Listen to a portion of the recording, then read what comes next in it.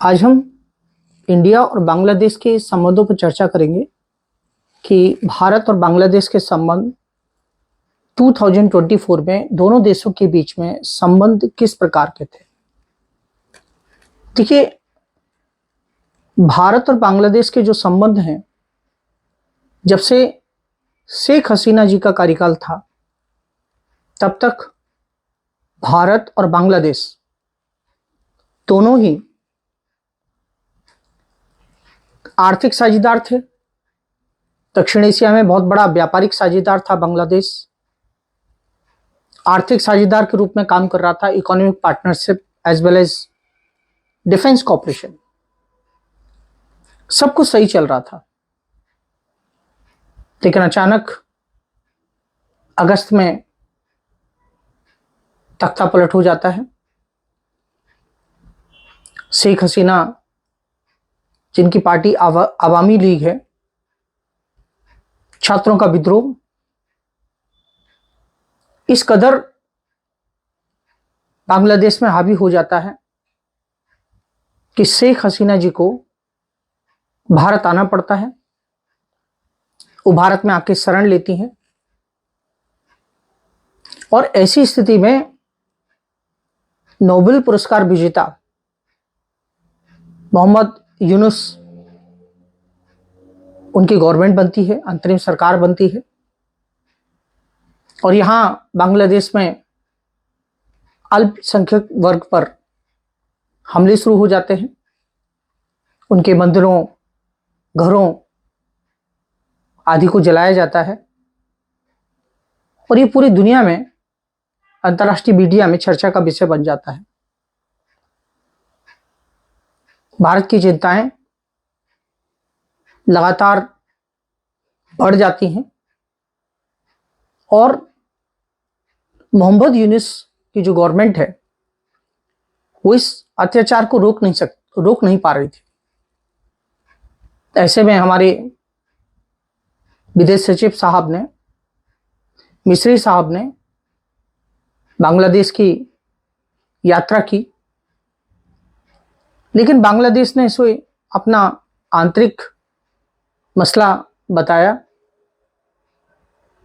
अब देखिए, आज जो स्थिति है, यहां जो मोहम्मद यूनुस साहब की जो सरकार है, वहां भारत के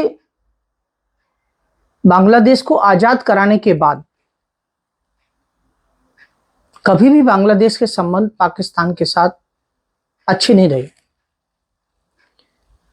आप पहली बार देख सकते हैं कि बांग्लादेश पाकिस्तान के साथ दोस्ती कर रहा है या उसके साथ अच्छे संबंध बनाने की, कह सकते हैं कि, चाल पर चल रहा है।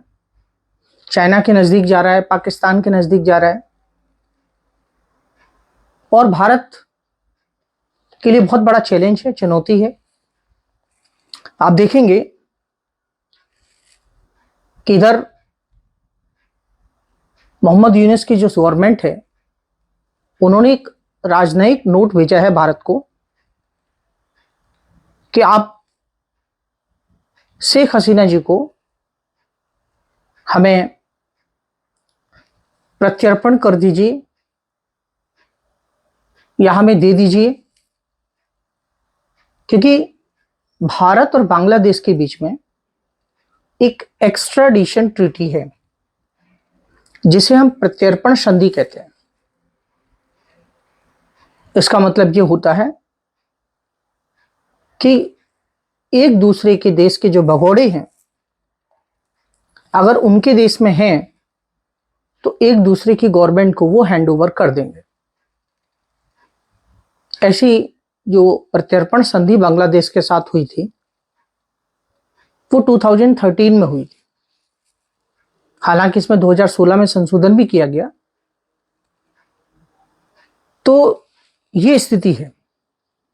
आप देखेंगे कि आज भारत और बांग्लादेश के संबंध जो हैं, जहां बहुत सौहार्दपूर्ण थे, मित्रता से भरे हुए थे, आज वहीं आप देखेंगे कि दोनों के बीच में लगातार तनाव बढ़ गया है। भारत ने वहां काफी पैसा निवेश किया है। भारत के द्वारा पोषित जो है, वित्त पोषित परियोजनाएं ठप पड़ गई हैं। वहां का व्यापार, कपड़ा उद्योग वो भी काफी प्रभावित हुआ है। अब देखिए, सवाल यहां पे ये है कि प्रत्यर्पण संधि के हिसाब से क्या भारत शेख हसीना जी को बांग्लादेश को हैंडओवर कर सकता है? तो मैं इसका एक आर्टिकल 8 है जिसके बारे में आपको बताता हूं कि उसमें अपवाद है। जो तो 2013 में 2013 में जो ट्रीटी साइन हुई है उसका एक अपवाद है, एक्सेप्शन है, आर्टिकल 8। आर्टिकल 8 ये कहता है कि अगर क्राइम पॉलिटिकल क्राइम है, अगर वो राजनीतिक क्राइम है, तो हम ऐसे अपराधी को आपको नहीं देंगे, कि हम इनकार भी कर सकते हैं। तो इसका मतलब क्या हुआ कि अगर हम चाहें तो शेख हसीना को नहीं भी दे सकते हैं। दूसरा उसमें यह भी है कि जो सैन्य अपराध हैं वो भी अपवाद है, एक्सेप्शन है, उनके लिए भी हम इनकार कर सकते हैं। अब सवाल यहां पे ये उठता है कि अगर हम सत्तारूढ़ पार्टी जो वहां है, जो मोहम्मद यूनुस की जो सरकार है, अगर हम शेख हसीना जी को नहीं देते हैं तो निश्चित रूप से इसके जो भारत और बांग्लादेश के संबंधों पर प्रतिकूल प्रभाव पड़ेगा, ये तो निश्चित है। लेकिन चुनौती यहां सबसे बड़ी ये है कि भारत और पाकिस्तान के जो संबंध हैं वैसे भी खराब चल रहे हैं और आज बांग्लादेश और पाकिस्तान एक दूसरे के नजदीक आ रहे हैं। कहीं ना कहीं बांग्लादेश चाइना की तरफ भी झुका हुआ है। अब सवाल यह है कि प्रारंभिक परीक्षा के लिए क्या इंपॉर्टेंट है। तो प्रारंभिक परीक्षा के लिए एक बार पूछा गया था प्रीलिम्स एग्जामिनेशन में कि जो बांग्लादेश है, व्यापार के बारे में पूछा गया था कि दक्षिण एशिया में कितना व्यापार करता है, कौन सा साझेदार है, इस प्रकार से पूछा गया था। जहां तक मुख्य परीक्षा की अगर मैं बात करूं, इन बांग्लादेश के साथ संबंधों को हमें कैसे देखना है, तो भारत और बांग्लादेश के संबंध देखना है कि जिसमें हमें यह देखना है कि भारत की भूमिका बांग्लादेश को आजाद कराने में क्या रही है।